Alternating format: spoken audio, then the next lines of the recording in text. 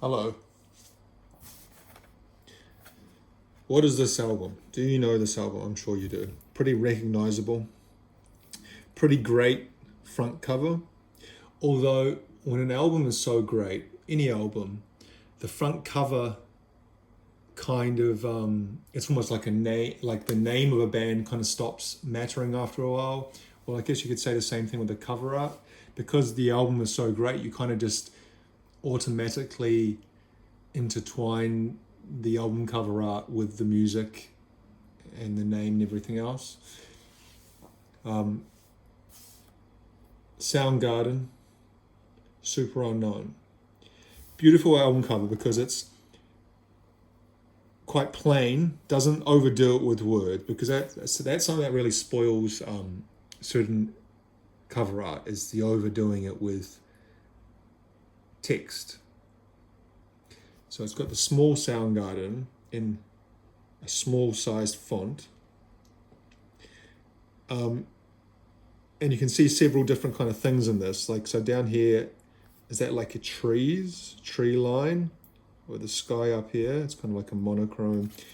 And it was only relatively recently, maybe in the last 2 years, I saw the original picture that this was taken from. So I don't know if I want to, if you want it spoiled, not that it really matters, but it's actually a band photo, and that's Chris Cornell, and that's, I can't remember who's standing where, but the other band members. And I never knew. I always thought in my mind that was a woman, like it kind of like seems kind of witchly or something. Quite I don't know. Quite like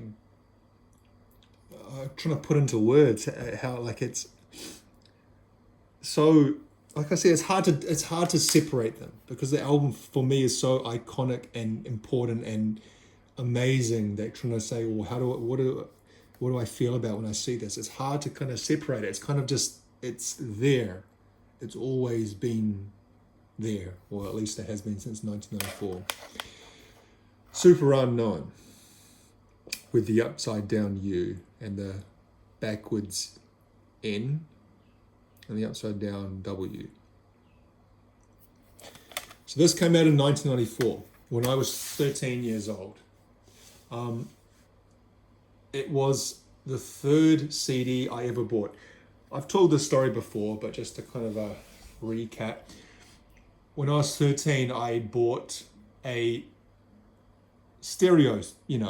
Nowadays that you don't really buy them, or every house used to have like kind of a home stereo system in it, didn't it? They had the two speakers on the side that were kind of separated from the main, what do you call it, part with the buttons on it, and the CD tray in and out. Well, I got a Sanyo stereo system that had two tape decks and a single CD drive, or not drive, whatever you call it, CD player. It wasn't multiple CD player. It didn't have a record player on top of it. It was kind of, by 1994, records were kind of not very widely bought or issued or anything, and so a lot of stereos they're releasing didn't have the record player on it, though some did. Anyway, I got that, and I bought it on hire purchase. This was when I was 13. My parents helped me. They kind of went through the process of signing up for it, and I had a paper run. I delivered papers 3 days a week in the afternoons, and got paid whatever piss poor amount that would have been in the 1990s. I can't remember, but every month I think I had to pay $60 or something over 1 or 2 years. And anyway, when I bought the stereo, you got a free gift, which used to be a thing. I don't know if that still happen now. Sometimes you'd buy a home appliance and they'd throw in something for free. Like, I remember my parents bought a TV and they got given a smaller TV for free.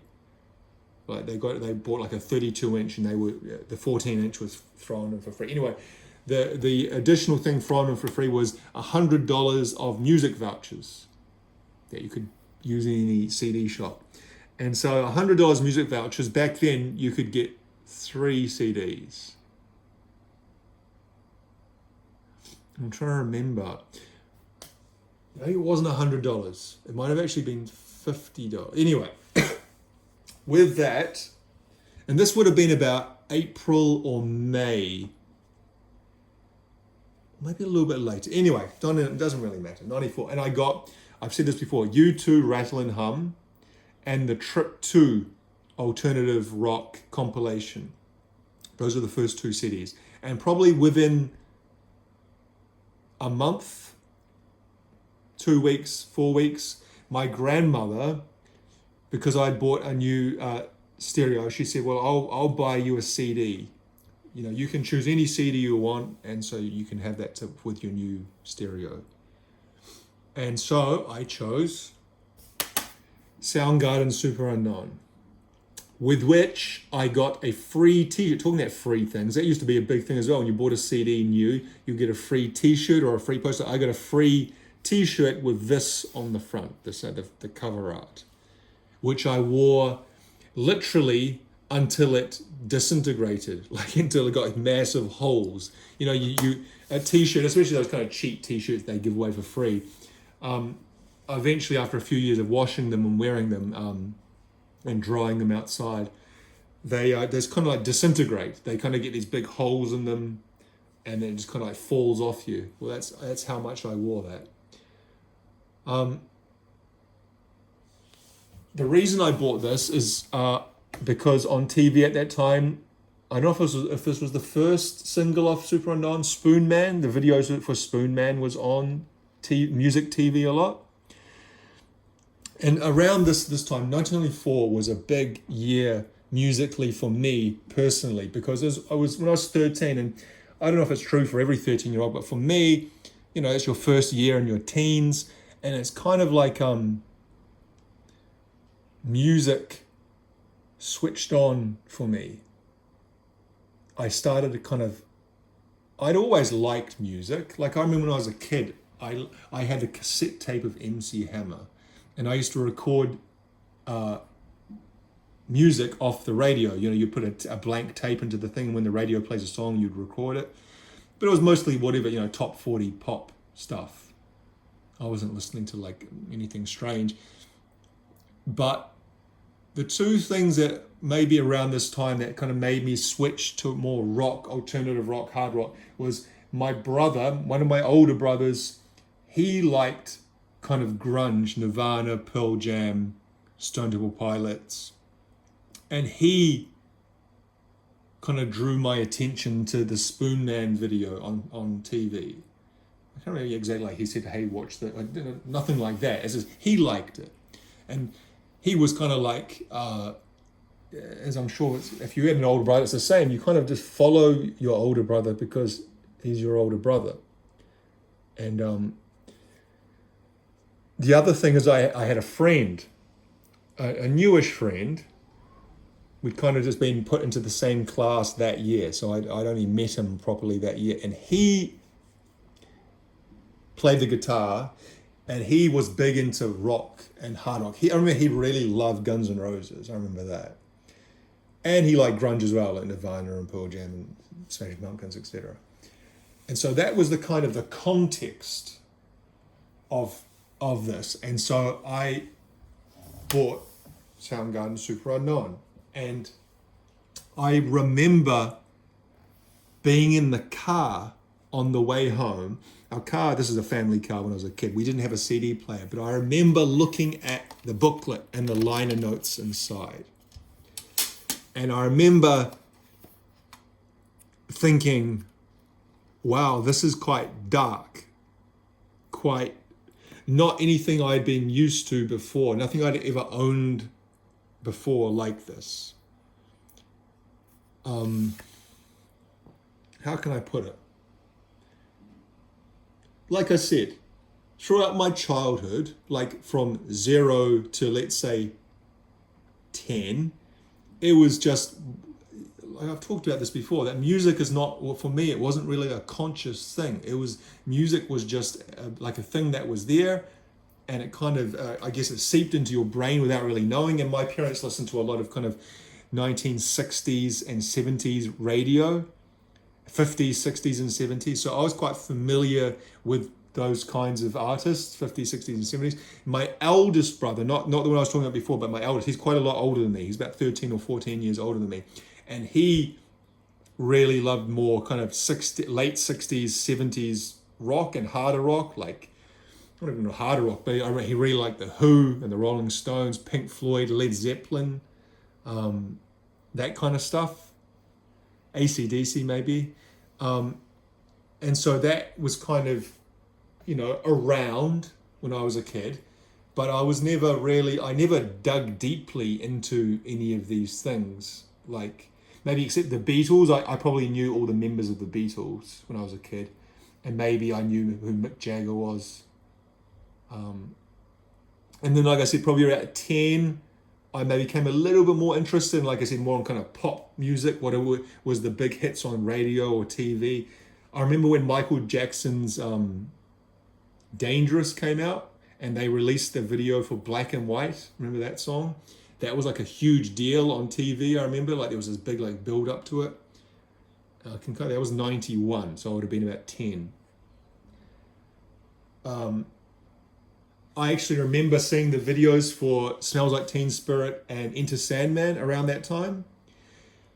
I remember being quite affected by Under the Bridge by the Chili Peppers. And when I mean affected, I mean as in, like, I really like that song and it does something to me when I listen to it.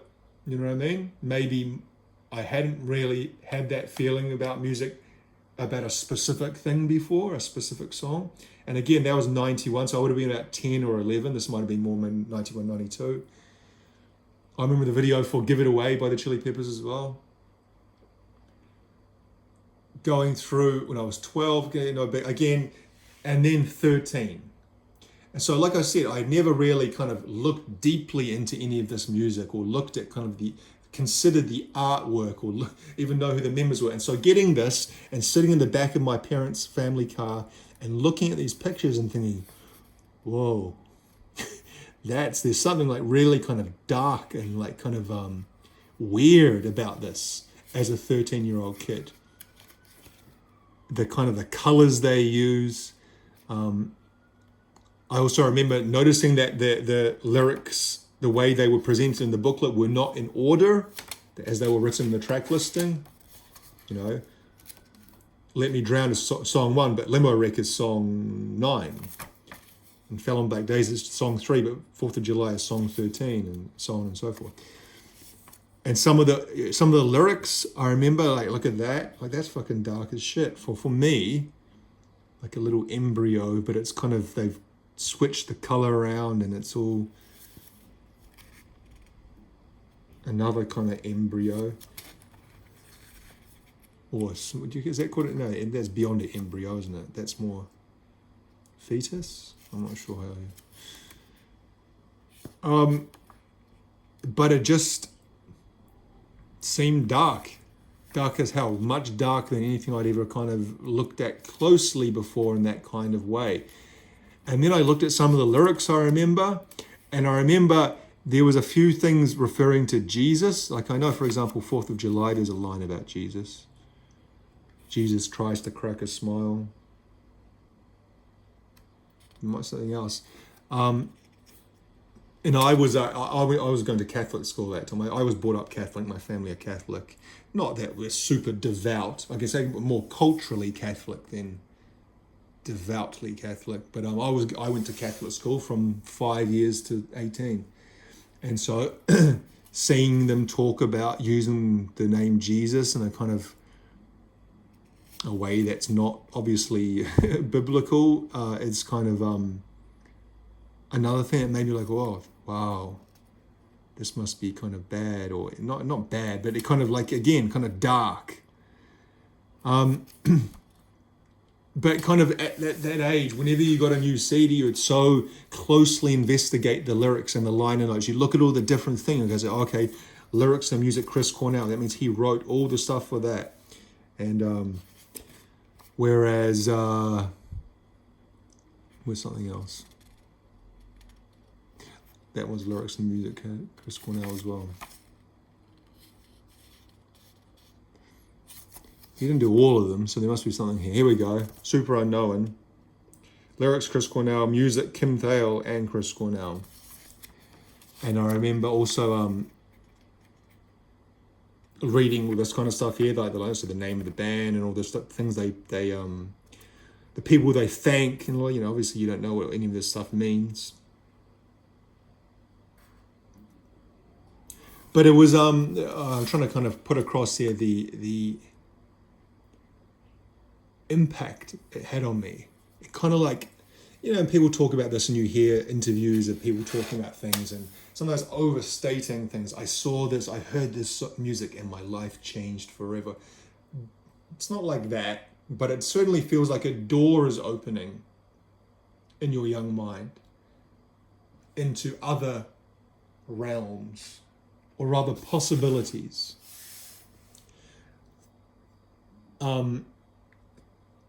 After this album, again with the kind of influence of my friends and brother and stuff like that, I got into, like I said, Nirvana and Pearl Jam and Alice in Chains and Stone Temple Pilots and all that kind of area of music, kind of grunge, alternative rock of the early mid-90s. And then every year after, kind of more and more different kind of stuff into kind of harder rock and metal. But this was a constant. This has been a constant since 1994, the third CD I ever purchased, to now 2025. And I own thousands of CDs. And I've listened to thousands of different artists, and my musical tastes have kind of gone every which way. This, and not only this, there are other albums that I would put in the similar category, but maybe this more than any other has remained a constant, to the point where if at any time in the last, how many years that is, 31 years? If someone had asked me, what is your favorite album? And that's a really hard thing to answer, and it's constantly changing, but this would have always been in the top, if not the top 3, certainly the top 5. And it's kind of my default answer for my favorite album of all time. And I've just got to kind of, I don't have time to think, I'll say Superunknown by Soundgarden. If I think deeply and if I'm in a particular kind of mood, I say, well, sometimes this or that, and I kind of think about that and reflect on that and think, well, is it just because it's such a connection to my youth and a symbol of kind of something that was so important? Because again, for a long time, someone asked me, who is your favorite band? The default answer would be Soundgarden. And it still kind of is the default answer. Is that the reason why it's just kind of like I'm used to saying that, but it's more than that, because I go back to this album fairly regularly and I'm just in awe of it every time. The songs that I like on it have kind of changed over time. Like I said, I was introduced to this album by Spoonman. And I'd say probably Spoonman now is I wouldn't say my least favorite, but it's probably, if someone said to me, you have to play one of these 16 songs right now, I'd say Spoonman would be in the bottom 3 of ones I would choose. Not to say I don't like the song. I do, but there's so many other great songs on here.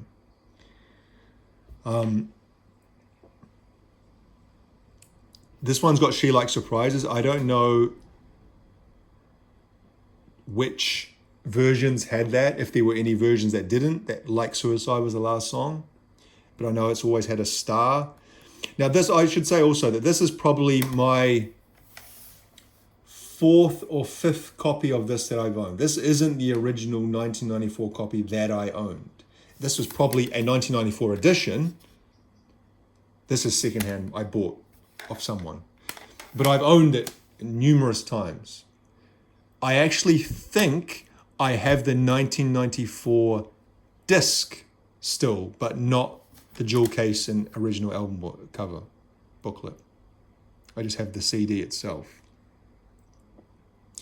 What was I saying? Oh yeah, whether that's, I don't know if the She Likes Surprises is on every market's release, like in America, because this is the Australasian release by AM Records. But it's the perfect album for me. It's something that I can easily listen through from beginning to end without wanting to skip. It has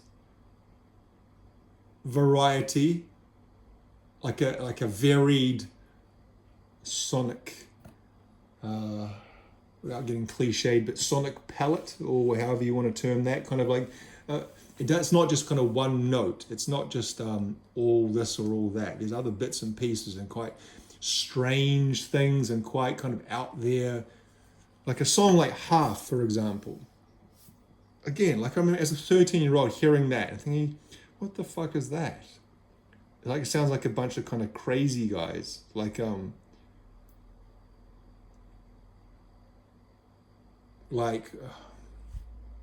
can't really, but I remember thinking that these guys must be weird. These guys must be nuts. These guys must be psychos. Why are they making a song like that? Not saying I didn't like this song, but it was just kind of so different than the stuff. Because I kind of, like I said, I'd kind of just been starting to kind of get into grunge and alternative rock before this. And the songs that I liked were, like I remember I liked Cherub Rock by the Smashing Pumpkins and Creep by Stone Temple Pilots and Daughter by Pearl Jam and Even Flow and Jeremy by Pearl Jam. All pretty straightforward songs. Lithium by Nirvana I really liked. Oh, compare that to a song like Half. Kind of not in the same universe. But Let Me Drown is a brilliant opening. I love that song for so many reasons. I especially love the kind of the bridge part where it's just the drums. Like the guitars and the bass stop for a second. It's just the drums and vocals. I guess you'd call it a bridge. Kind of before the solo. My Wave, I went through a period where I loved My Wave. Now I'd say My Wave's kind of one of the songs, the lesser songs I like, but still a brilliant song. By all means, but just saying that kind of over time things change. Same with Fell on Black Days. I'd say Fell on Black Days is probably the most commercially viable song. I know that Black Hole Sun was the biggest song, but when you listen to Fell on Black Days, you can see how that could be played on rock radio and even today on classic rock radio. Mailman, I remember there was another one of those songs that kind of sounded like quite weird and very different and almost like scary. I think it's a song about a guy goes crazy at work, like a mailman at work. Superunknown, love that song from the start, still love that now. Love the solo, fucking face melting solo. Again, the drum sound in that, where the first pass, the first verse, they do, it has it sound, the drums, whatever, the drum beat. And then I guess it just comes to the pre-chorus part. While the river's high, while the river's high. And then it goes, if you don't want to believe, that part. The drum does this different sound. I don't even know what it is. It's like the bass is turned up in the mix. The bass drum is turned up in the mix. And I always loved that part since I was a teenager. Head Down for a long time was my favorite song on the album. Still an absolute brilliant song. So, like I said, so different, so like unique. this album kind of stands apart, even within the Soundgarden catalogue. I kind of see this album as a thing on itself, as brilliant as Bad Motorfinger and Down on the Upside are, and their earlier stuff even. This album kind of stands a good few levels above those, due to songs like Head Down. Black Hole Sun, I've heard that song 10 billion times, but one of the reasons why I was listening to this album over the last few days, I think it was a Rick Beato interview with Michael Beinhorn, who produced this, and he was talking about when Chris Cornell sent him the rough demo for Black Hole Sun, and was someone playing it, or in the background there was just the guitar, isolated guitar sound of Black Hole Sun, that and it kind of, when you hear these things isolated, it gives like a whole new life to it. You don't realize how beautiful it is by itself. And that kind of set me off and listening to it again, and listening to different tracks and different, like the bass from 4th of July, for example. And Spoonman I talked about. Limo Wreck, there was a time where that was my favorite song. Still a brilliant song. Love the lyrics of the song. When it all comes crashing down, don't ask me why. And again, remember reading the lyrics from that when I was 13 years old and just thinking, what is he talking about? It sounds so dark and ominous and important. Like, what topic is he talking about here? Is he singing about? The Day I Tried to Live. Not only was this my favorite song for a long time, it was one of my favorite songs, full stop, where, again, if someone asked me what's your favorite song, I might have said The Day I Tried to Live, my favorite song of all time. Maybe I would say that now. I still absolutely love it. Still, it's a monumental song. Lyrically, his vocals, it's everything about it. I guess I connected with that song because of the lyric. The lyric is quite like a beautiful, or maybe beautiful is not the right word. Woke the same as any other day. Said the voice was inside my head. Sorry, I might be saying it a bit wrong, because when you try and speak the lyrics, when the music's not going, you sometimes kind of get them. Voice inside my head. Said, pull the trigger, drop the blade. Watch the rolling heads. And then he says, at kind of when the part of the end, he says, the day when I tried to live. No, the end of it was at the very end of the song. Just like you, one more time around. That's right, the one more time around thing. Meaning, like, kind of, and I think I've read an interview where Chris Cornell said the same thing. It's kind of like a hopeful song. Even though it sounds super dark and depressing and kind of a little bit like morbid almost in some of the metaphors and stuff he uses. But the way he always comes back to the one more time around, like, it was a shit day today. I tried and I failed, but I'll do it again tomorrow, one more time around.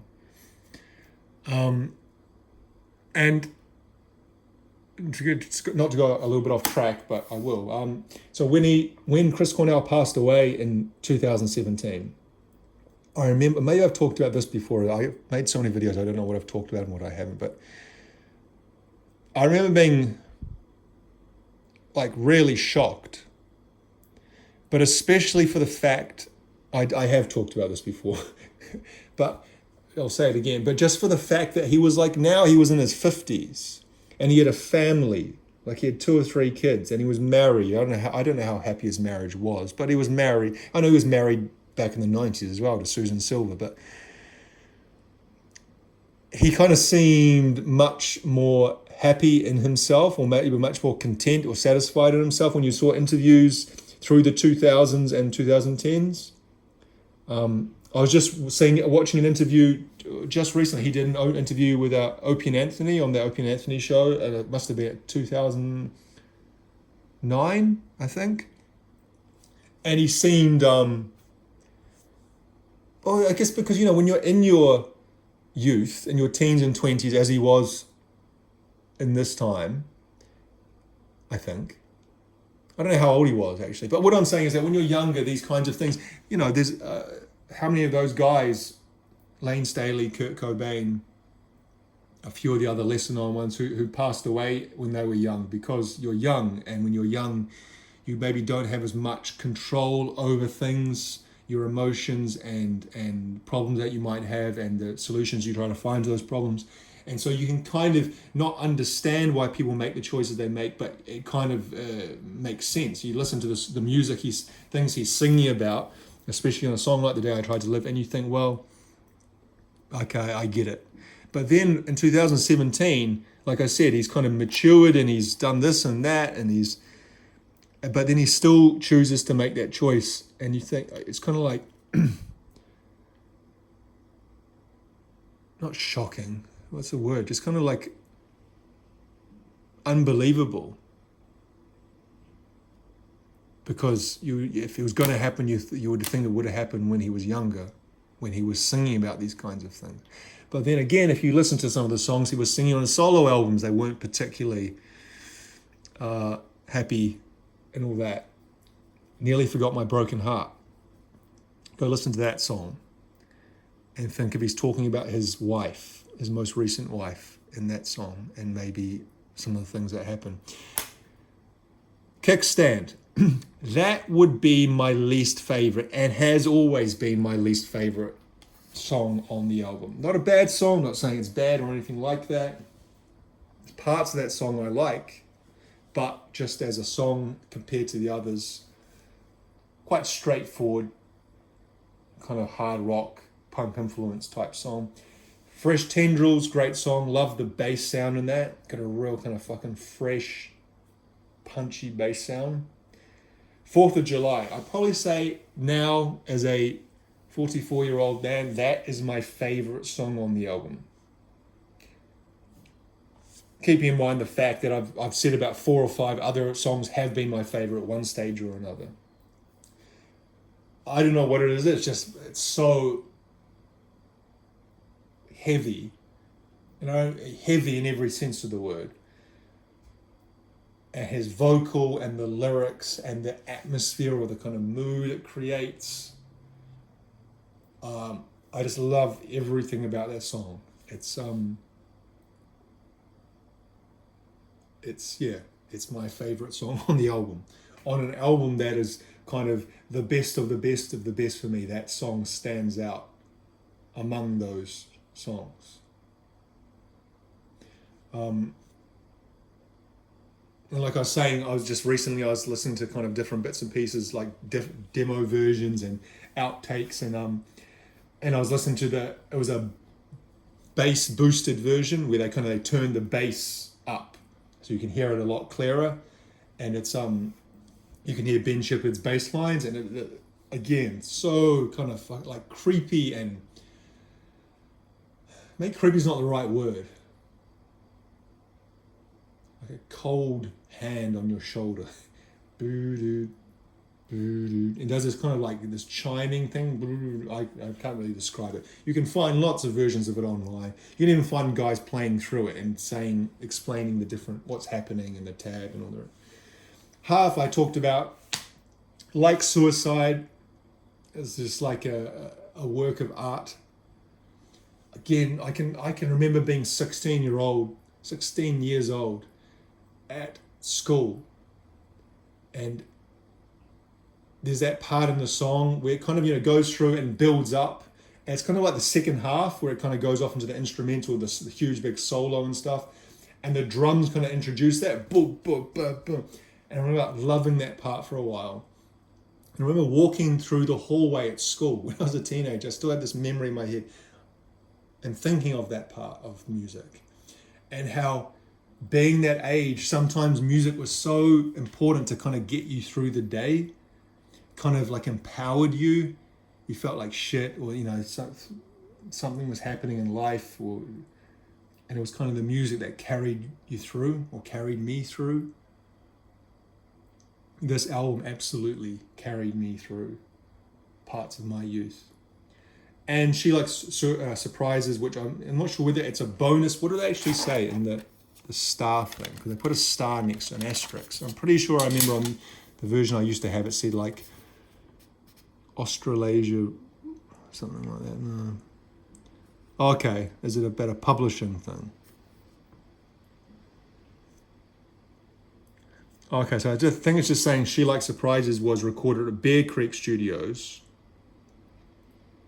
Is that right?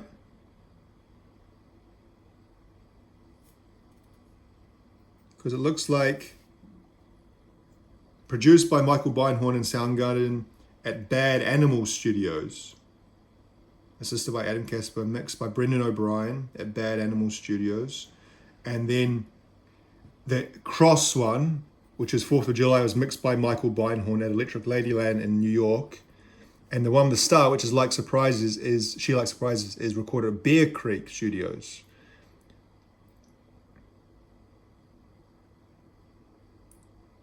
So maybe it was on all the versions. Maybe for some reason all these years I thought it wasn't on the American version. I don't know. But that's a brilliant song as well. Very, very different, the way it starts off. Like, I'm not musically I don't know enough about musical theory to talk about the time signatures and how kind of weird and different some of the time signatures that Soundgarden used, and how that kind of set them apart as well from that kind of other bands, their peers. But the way that song kind of comes in, and his vocal is kind of weird as well. I don't know what else to say about it. It's just a absolutely brilliant album. One of the greatest albums of all time, in my opinion. Certainly of the 1990s. It's up there, I mean, even without my opinion, not that it really anything other than my opinion matters for me, but I'm saying if you made a critics list of the 1990s, I'm sure this would feature somewhere on it, surely. I know the kind of easy way is just to kind of default select Nirvana Nevermind as the album that represents that whole thing, but this is as much as I love Nevermind and everything Nirvana ever did, they're one of my favorite bands of all time. This album in particular is just on another level, in my opinion. And I think so. Over the last 30 years, it's been an absolute constant. I think, okay, if I'm 44 now, in another 30 years, I'm going to be in my mid-70s.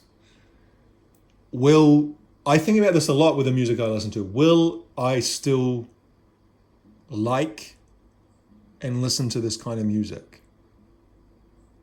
What is going to change in the next 30 years? Because a lot of people do like music in their youth, and then they completely move away from it as they get older, and they don't like it. They don't listen to it, and they can't it's too harsh, or it's too loud, or it's too aggressive. Whereas that hasn't really happened with any music I've liked. Some I've kind of have moved down the list, and some have moved up the list, but there's very little music I listen to that I listened to when I was young and think, I can't listen to that. That's all, It'll be interesting to see. If anything, I'd say especially the last 15 years, my musical tastes have opened up immensely. And that I listen to a lot of different things. So I'm not really becoming more restricted. I'd say I'm becoming more open to. Anyway, we'll leave it there. Soundgarden, Superunknown.